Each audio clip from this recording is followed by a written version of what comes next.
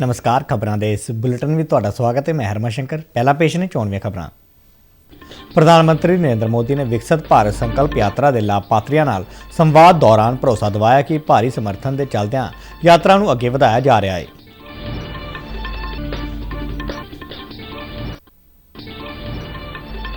श्री राम लला के प्राण प्रतिष्ठा समागम ध्यान च रखदियां अयोध्या के गुरु घर ब्रह्मकुंड साहिब विखे कीतियां जा रही ने विशेष तैयारियां।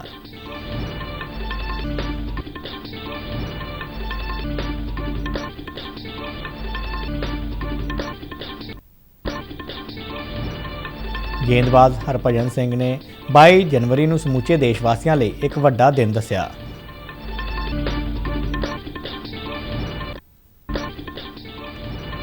विकसित भारत संकल्प यात्रा तहत फतेहगढ़ साहिब के बसी पठाणा के शहरी खेत्र में लोगों को केंद्र दीयां योजनावां बारे जाणू करवाया गया।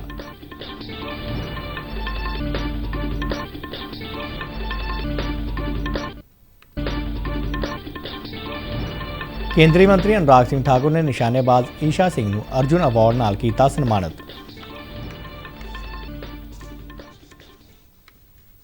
ते हुण खबरां विस्तार नाल।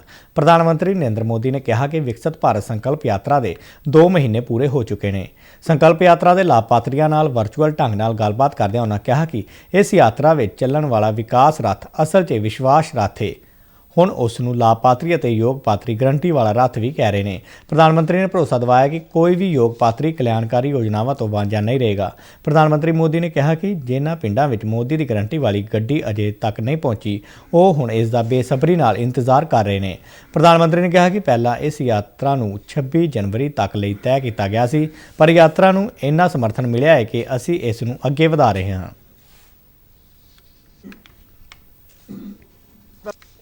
पहले ये यात्रा 26 जनवरी तक हमने भी सोचा था, लेकिन इतना समर्थन मिला है, इतनी मांग बढ़ी है।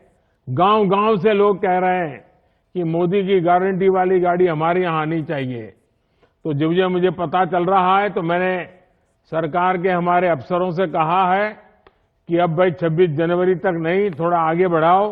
लोगों को जरूरत है, लोगों की मांग है, तो इसको जरा हमें पूरा करना होगा। और इसलिए शायद थोड़े दिन के बाद तय हो जाएगा। ये मोदी की गारंटी वाली गाड़ी शायद फरवरी महीने में भी चलाएंगे।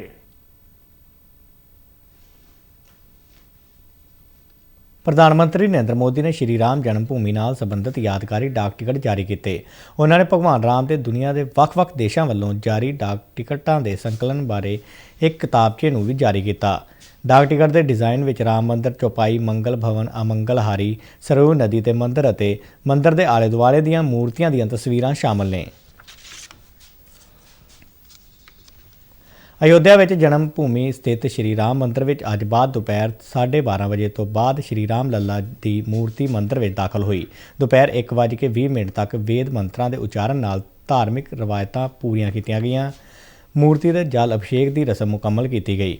इस तो बाद ਵੱਖ-ਵੱਖ धार्मिक रवायतां दीयां पालना करन मगरों शाम वेले विशेष प्रार्थना सभा करवाई गई, जिस विच ਵੱਖ-ਵੱਖ धार्मिक आगुआं ने रवायतां अनुसार मंत्रां का उच्चारण किया, जिस नाल प्राण प्रतिष्ठा तो पहला समूचे माहौल विच धार्मिक भावना देखने को मिल रही है।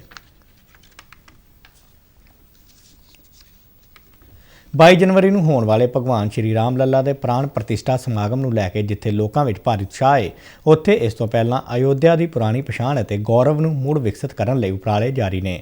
सिख भाईचारे की गल करिए तो इस दियां कड़ियां अयोध्या नाल सदियां पुरानियां जुड़ियां हुई ने।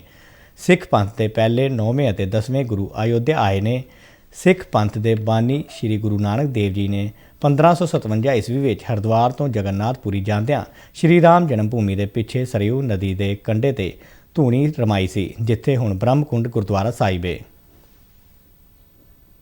बताना चाहेंगे कि यहाँ पे जो 22 तारीख का कार्यक्रम है जो बहुत भव्य है, पूरी दुनिया से हर व्यक्ति हर तरीके से जुड़ने की कोशिश कर रहा है। कोई अपने श्रद्धानुसार कोई अगरबत्ती दे करके जा रहा है, कोई बर्तन दे करके जा रहा है। तो हमारे सिख समुदाय ने यहाँ पर ये घोषणा भी की है कि 1 हफ्ते अनवरत यहाँ पे लंगर चलाया जाएगा। जो श्रद्धालु आएंगे, राम भक्त जो आएंगे, जो यहाँ पे मंदिर दर्शन करने के लिए जो कार्यक्रम में सम्मिलित होने आएंगे, उनको किसी तरीके का कष्ट ना हो और उसकी खुशी के लिए हम सिख समुदाय मिल करके यहाँ पे अखंड पाठ पाठ साहब रख रहे हैं, जो 20 तारीख से 48 घंटे का लगातार अनवरत पाठ होता है गुरु ग्रंथ साहब जी का। और वो पाठ 20 तारीख से 22 तारीख है, उसकी समाप्ति 22 तारीख को होगी। और उसमें बढ़ चढ़ के सारे हिस्सा लेंगे और अनवरत लंगर चलेगा। लंगर में हम अपने हिसाब से दान भी करते हैं, जैसे लंगर में आपका सामान्य लंगर भी हो सकता है और मिठाई फल इस तरीके का बांटा जाता है। नौवें गुरु श्री गुरु तेग बहादुर जी ने असम ਤੋਂ श्री ਅਨੰਦਪੁਰ ਸਾਹਿਬ ਜਾਂਦਿਆਂ ਅਯੋਧਿਆ ਦੇ ਇਸੇ ਬ੍ਰਹਮਕੁੰਡ ਸਾਹਿਬ ਦੇ ਗੁਰੂ ਘਰ ਵਿੱਚ ਤਪ ਕੀਤਾ ਸੀ। ਉਹਨਾਂ ਨੇ ਆਪਣੀਆਂ ਚਰਨ ਪਾਦੁਕਾਵਾਂ ਉਸ ਸਮੇਂ ਦੇ ਸੇਵਾਦਾਰ ਨੂੰ ਨਿਸ਼ਾਨੀ ਦੇ ਤੌਰ ਤੇ ਭੇਂਟ ਕੀਤੀਆਂ, ਜਿਸ ਦੇ ਦਰਸ਼ਨ ਗੁਰੂ ਘਰ ਵਿੱਚ ਸੰਗਤਾਂ ਵੱਲੋਂ ਕੀਤੇ ਜਾਂਦੇ ਨੇ। ਫਿਰ ਇਹ ਸਥਾਨ ਗਵਾਈ ਬਣੀ ਸਿੱਖਾਂ ਦੇ 10ਵੇਂ ਗੁਰੂ ਸਰਬੰਸ ਦਾਨੀ श्री गुरु गोबिंद सिंह जी ਆਪਣੀ ਮਾਤਾ ਗੁਜਰੀ ਜੀ ਅਤੇ ਮਾਮਾ ਕਿਰਪਾਲ ਚੰਦ ਜੀ ਦੇ ਨਾਲ ਇੱਥੇ ਆਏ ਸਨ। ਗੁਰੂ ਸਾਹਿਬ ਨੇ ਇੱਥੇ ਦੇ ਲੋਕਾਂ ਨੂੰ ਸ਼ਸਤਰ ਵੀ ਭੇਂਟ ਕੀਤੇ ਸਨ, ਜਿਹੜੇ ਹੁਣ ਇਸ ਗੁਰੂ ਘਰ ਦੀ ਪੂੰਜੀ ਏ। ਬ੍ਰਹਮਕੁੰਡ ਸਾਹਿਬ ਦਾ ਗੁਰਦੁਆਰਾ ਬਹੁਤ ਇਤਿਹਾਸਕ ਹੈ।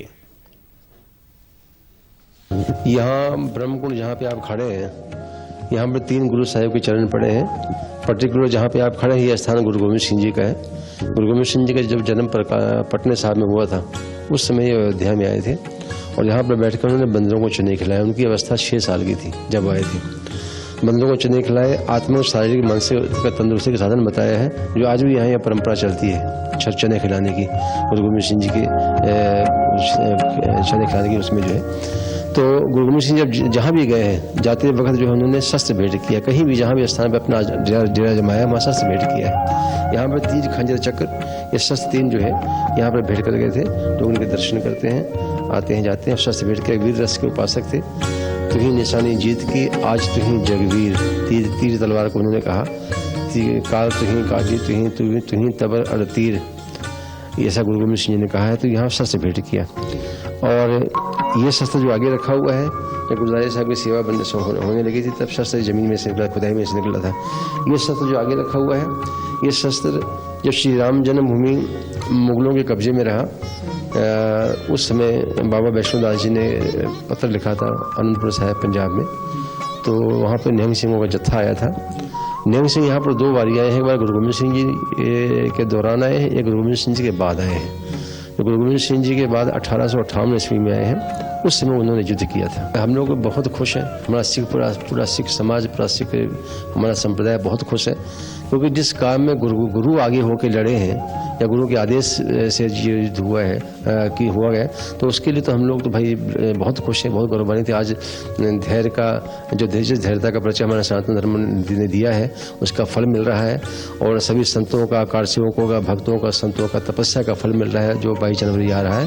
तो ये बहुत बड़ा कार्य हो रहा है राम जन्मभूमि मंदिर। और जिस तरीके से हमारा वर्तमान नेतृत्व देश का जो है ईमानदारी से निष्ठा से आगे कर देश को आगे ले जा रहे हैं, वो एक सराहनीय है, बहुत महान। ਜਲੰਧਰ ਦੇ ਫਿਰਕੀ ਗੇਂਦਬਾਜ਼ ਹਰਭਜਨ ਸਿੰਘ ਨੇ ਸ਼੍ਰੀ ਰਾਮ ਲੱਲਾ ਪ੍ਰਾਣ ਪ੍ਰਤਿਸ਼ਠਾ ਸਮਾਗਮ ਸੰਬੰਧੀ ਮਿਲੇ ਸੱਦੇ ਤੇ ਆਪਣੇ ਮਨ ਦੀ ਭਾਵਨਾਵਾਂ ਨੂੰ ਉਜਾਗਰ ਕਰਦਿਆਂ ਸੋਸ਼ਲ ਮੀਡੀਆ ਪੋਸਟ ਵਿੱਚ ਕਿਹਾ ਹੈ ਕਿ ਕੁਝ ਦਿਨਾਂ ਬਾਅਦ ਸਭਨਾਂ ਦੇ ਨਾਲ ਮੇਰੀ ਵੀ ਸ਼੍ਰੀ ਰਾਮ ਲੱਲਾ ਨਾਲ ਮੁਲਾਕਾਤ ਹੋਵੇਗੀ, ਉਹ ਵੀ ਸਾਖਸ਼ਾਤ। ਉਹਨਾਂ 22 ਜਨਵਰੀ ਨੂੰ ਸਮੁੱਚੇ ਦੇਸ਼ਵਾਸੀਆਂ ਲਈ ਇੱਕ ਬਹੁਤ ਵੱਡਾ ਦਿਨ ਦੱਸਿਆ ਹੈ। बस कुछ ही दिन की बात है जब आपकी तरह मेरी भी होगी राम लल्ला से मुलाकात, वो भी साक्षात। जी हाँ, हम सब भारतवासियों के लिए ये एक बहुत बड़ा दिन है। सभी राम भक्तों को सबसे पहले तो मेरा बहुत बहुत प्रणाम। 22 जनवरी को हमारे सबके राम लल्ला की प्राण प्रतिष्ठा होनी है। आपकी तरह मैं भी 22 जनवरी का इंतज़ार कर रहा हूँ। ये एक ऐतिहासिक दिन है, पूरे विश्व का सपना पूरा होने जा रहा है। पूरे भारतवासियों में जो है वो खुशी की लहर है। सबसे पहली बधाई मैं प्रधानमंत्री साहब को देना चाहता हूँ और फिर आप सबको बहुत बहुत मुबारकबाद, क्योंकि ये एक ऐसा मंदिर बनने जा रहा है, एक ऐसा ऐतिहासिक स्थान बनने जा रहा है कि जहाँ पे बहुत सारे लोग आएंगे और राम भूमि में राम मंदिर के दर्शन करके अपने आप को निहाल करेंगे। एक बार फिर मेरी तरफ से आप सबको बहुत बहुत शुभकामनाएं और बहुत बहुत प्यार, और भगवान राम हम सब पे कृपा बनाए रखें। जय श्री राम। आप सबको बहुत बहुत सादर प्रणाम। ਸ਼੍ਰੀ ਰਾਮ ਮੰਦਿਰ ਦੇ ਪ੍ਰਾਣ ਪ੍ਰਤਿਸ਼ਠਾ ਸਮਾਗਮ ਨੂੰ ਧਿਆਨ 'ਚ ਰੱਖਦਿਆਂ ਕੇਂਦਰ ਸਰਕਾਰ ਦੇ ਦਫ਼ਤਰਾਂ ਵਿੱਚ 22 ਜਨਵਰੀ ਨੂੰ ਅੱਧੇ ਦਿਨ ਦੀ ਛੁੱਟੀ ਦਾ ਐਲਾਨ ਕੀਤਾ ਗਿਆ ਹੈ। ਕਰਮਚਾਰੀਆਂ ਨੂੰ ਪ੍ਰਾਣ ਪ੍ਰਤਿਸ਼ਠਾ ਪ੍ਰੋਗਰਾਮ ਨਾਲ ਜੁੜਨ ਲਈ ਇਸ ਛੁੱਟੀ ਦਾ ਐਲਾਨ ਕੀਤਾ ਗਿਆ ਹੈ।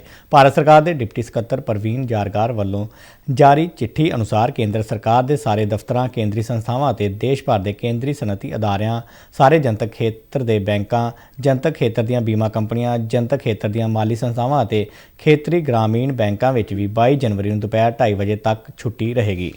ਚੰਡੀਗੜ੍ਹ ਪ੍ਰਸ਼ਾਸਨ ਨੇ ਮੇਅਰ ਚੋਣਾਂ ਮੁਲਤਵੀ ਕਰ ਦਿੱਤੀਆਂ ਨੇ। ਭਾਰੀ ਹੰਗਾਮੇ ਅਤੇ ਮਾਮਲਾ ਹਾਈਕੋਰਟ ਤੱਕ ਪਹੁੰਚਣ ਤੋਂ ਬਾਅਦ ਚੰਡੀਗੜ੍ਹ ਦੇ ਡੀਸੀ ਨੇ ਮੇਅਰ ਚੋਣਾਂ ਦੀ ਨਵੀਂ ਤਰੀਕ ਦਾ ਐਲਾਨ ਕਰ ਦਿੱਤਾ ਹੈ। ਹੁਕਮਾਂ ਅਨੁਸਾਰ ਮੇਅਰ ਦੀ ਚੋਣ 6 ਫਰਵਰੀ ਨੂੰ ਹੋਵੇਗੀ। ਹਾਈਕੋਰਟ ਇਸ ਮਾਮਲੇ ਦੀ ਸੁਣਵਾਈ 23 ਜਨਵਰੀ ਨੂੰ ਕਰੇਗਾ।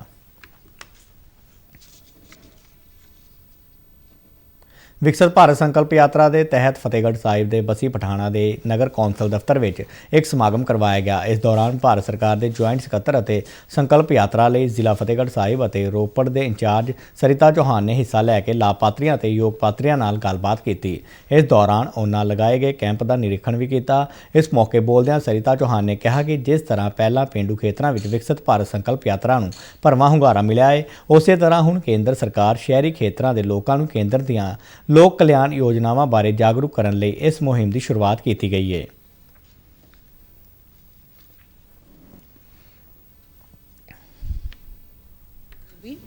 उनमें सैचुरेशन लाने के लिए प्रयत्न किया गया है।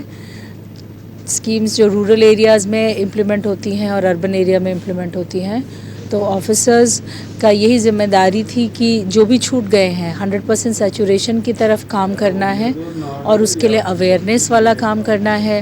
और जितनी भी उनके पास एप्लीकेशंस आती हैं उनको भी चेक करना है। साथ ही जो भी उनका फीडबैक है, तो टारगेट यही कि स्कीम्स को किस तरह से बचे हुए बेनिफिशियरीज, प्रोस्पेक्टिव बेनिफिशियरीज तक ले जाना है। ਇਸ ਮੌਕੇ ਡਾਕ ਵਿਭਾਗ, ਬੈਂਕ ਅਤੇ ਪੀਜੀਆਈ ਤੋਂ ਆਈਆਂ ਮਾਹਰਾਂ ਦੀਆਂ ਟੀਮਾਂ ਨੇ ਸਮਾਗਮ ਵਾਲੀ ਥਾਂ ਬੂਥ ਲਗਾਏ। ਡਾਕਟਰਾਂ ਵੱਲੋਂ ਜਿੱਥੇ ਲੋੜਵੰਦਾਂ ਦੀ ਸਿਹਤ ਜਾਂਚ ਕੀਤੀ ਗਈ, ਉੱਥੇ ਜ਼ਰੂਰਤਮੰਦਾਂ ਨੂੰ ਦਵਾਈਆਂ ਵੀ ਦਿੱਤੀਆਂ ਗਈਆਂ। ਇਸ ਮੌਕੇ ਹਾਜ਼ਰ ਵੱਖ-ਵੱਖ ਵਿਭਾਗਾਂ ਦੇ ਕਰਮਚਾਰੀਆਂ ਵੱਲੋਂ ਸਰਕਾਰ ਦੀਆਂ ਯੋਜਨਾਵਾਂ ਬਾਰੇ ਲੋਕਾਂ ਨੂੰ ਜਾਗਰੂਕ ਕੀਤਾ ਗਿਆ। ਜਾਗਰੂਕਤਾ ਵੈਨ ਰਾਹੀਂ ਦੇਸ਼ ਦੀ ਸਮੁੱਚੀ ਤਰੱਕੀ ਨੂੰ ਦਰਸਾਉਣ ਬਾਰੇ ਪ੍ਰਧਾਨ ਮੰਤਰੀ ਨਰਿੰਦਰ ਮੋਦੀ ਦੇ ਰਿਕਾਰਡ ਕੀਤੇ ਗਏ ਭਾਸ਼ਣ, ਲਾਭਪਾਤਰੀਆਂ ਦੀਆਂ ਕਹਾਣੀਆਂ ਲੋਕਾਂ ਨੂੰ ਦਿਖਾਈਆਂ ਅਤੇ ਸੁਣਾਈਆਂ ਗਈਆਂ। ਇਸ ਦੌਰਾਨ ਕਿਤਾਬਚੇ ਅਤੇ ਕੈਲੰਡਰ ਦੇ ਰੂਪ ਵਿੱਚ ਜਾਗਰੂਕਤਾ ਸਮੱਗਰੀ ਵੀ ਵੰਡੀ ਗਈ। ਮੈਨੂੰ PM ਸਵੈਨਿਧੀ ਯੋਜਨਾ ਦਾ ਲਾਭ ਮੈਂ ਲਿਆ। ਮੈਨੂੰ 10,000 ਰੁਪਇਆ ਮਿਲਿਆ ਪਾਰਲਰ ਦਾ ਕੰਮ ਖੋਲ੍ਹਣ ਲਈ। ਔਰ ਮੈਂ ਸਰਕਾਰ ਅੱਗੇ ਅਪੀਲ ਕਰਦੀ ਹਾਂ ਕਿ ਇੱਦਾਂ ਦੀ ਫਾਈਨੈਂਸ਼ਲੀ ਇਨਕਮ ਲੇਡੀਜ਼ ਨੂੰ ਮਿਲੇ ਤਾਂ ਲੇਡੀਜ਼ ਹੋਰ ਵੀ ਅੱਗੇ ਵੱਧ ਸਕਦੀਆਂ ਆ। ਅੱਜ 2014 ਦੇ ਵਿੱਚ ਜਦੋਂ ਪ੍ਰਧਾਨ ਮੰਤਰੀ ਆਵਾਸ ਯੋਜਨਾ ਲਈ ਸਰਕਾਰ ਨੇ ਫਾਰਮ ਮੰਗੇ ਤਾਂ ਮੈਂ ਫਾਈਲ ਤੇ ਮੈਨੂੰ ਕੁਝ ਦੇਰ ਬਾਅਦ ਹੀ ਪਤਾ ਲੱਗਿਆ, ਟੀਮ ਨੇ ਆ ਕੇ ਦੱਸਿਆ ਕਿ ਤੁਹਾਡੀ ਫਾਈਲ ਪਾਸ ਹੋ ਚੁੱਕੀ ਹੈ। ਉਸ ਟਾਈਮ ਮੇਰੇ ਮਕਾਨ ਦੀ ਹਾਲਤ ਇੰਨੀ ਜ਼ਿਆਦਾ ਖਸਤਾ ਸੀ ਕਿ ਕੋਈ ਰਿਸ਼ਤੇਦਾਰ ਵੀ ਘਰ ਆਉਂਦਾ ਤਾਂ ਅਸੀਂ ਘਰ ਤੋਂ ਬਾਹਰ ਆ ਜਾਂਦੇ। ਮੈਂ ਧੰਨਵਾਦ ਕਰਦਾ ਹਾਂ ਮੋਦੀ ਸਰਕਾਰ ਦਾ। ਕੇਂਦਰੀ ਮੰਤਰੀ ਅਨੁਰਾਗ ਸਿੰਘ ਠਾਕੁਰ ਨੇ ਨਿਸ਼ਾਨੇਬਾਜ਼ ਈਸ਼ਾ ਸਿੰਘ ਨੂੰ ਅਰਜੁਨ ਅਵਾਰਡ ਨਾਲ ਸਨਮਾਨਿਤ ਕੀਤਾ। ਦੇਸ਼ ਦੇ ਲਈ ਈਸ਼ਾ ਸਿੰਘ ਨੇ ਇਸੇ ਸਾਲ 8 ਜਨਵਰੀ ਨੂੰ ਜਕਾਰਤਾ 'ਚ ਏਸ਼ੀਅਨ ਕੁਆਲੀਫਾਇਰ ਗੇੜ ਵਿੱਚ 10 ਮੀਟਰ 에ਅਰ ਪਿਸਟਲ ਵਰਗ 'ਚ ਪੈਰਿਸ ਓਲੰਪਿਕ ਖੇਡਾਂ ਲਈ ਕੋਟਾ ਹਾਸਲ ਕੀਤਾ ਹੈ। ਤੇਲੰਗਾਨਾ ਦੀ ਈਸ਼ਾ ਸਿੰਘ ਨੇ ਬਾਕੂ 'ਚ ਹੋਈ ਵਿਸ਼ਵ ਚੈਂਪੀਅਨਸ਼ਿਪ ਦੇ 10 ਮੀਟਰ 에ਅਰ ਮਿਕਸਡ ਟੀਮ ਅਤੇ 25 ਮੀਟਰ ਪਿਸਟਲ ਟੀਮ ਮੁਕਾਬਲੇ 'ਚ ਮੈਡਲ ਜਿੱਤਿਆ ਸੀ। ਰਾਸ਼ਟਰਪਤੀ ਭਵਨ 'ਚ ਹੋਏ ਖਿਡਾਰੀ ਸਨਮਾਨ ਸਮਾਗਮ ਵਿੱਚ ਈਸ਼ਾ ਹਿੱਸਾ ਲੈਣ ਤੋਂ ਵਾਂਝੀ ਰਹਿ ਗਈ ਸੀ।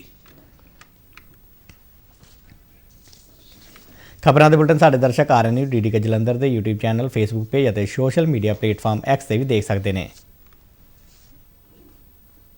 ਤੇ ਇਸ ਦੇ ਨਾਲ ਹੀ ਖਬਰਾਂ ਦਾ ਬੁਲਟਨ ਖਤਮ ਹੁੰਦਾ ਹੈ। ਇਜਾਜ਼ਤ ਦਿਓ, ਨਮਸਕਾਰ।